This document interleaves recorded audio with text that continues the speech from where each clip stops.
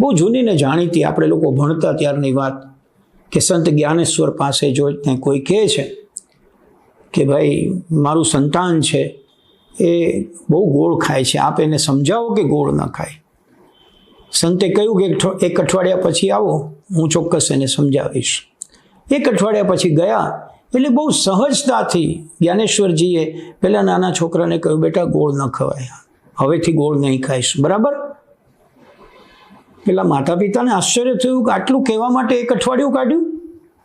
એણે પૂછ્યું કે કેમ ગયે વખતે આ વાત ન કહી? બહુ સુંદર જવાબ મળ્યો.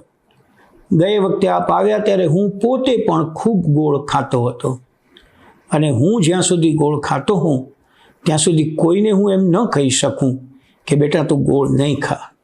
આ 1 અઠવાડિયા દરમિયાન એમાંથી હું મુક્ત થયો છું, એટલે હવે હું આજે બોલી શકું છું. એનો અર્થ એવો કે એટ ધેટ ટાઈમ સંતે પોતાની જાતને પૂછ્યું હશે કે કહેતા પહેલાં વિચારજો, એમ આઈ ટ્રુ ટુ માય સેલ્ફ? ખરેખર હું આ કરું છું?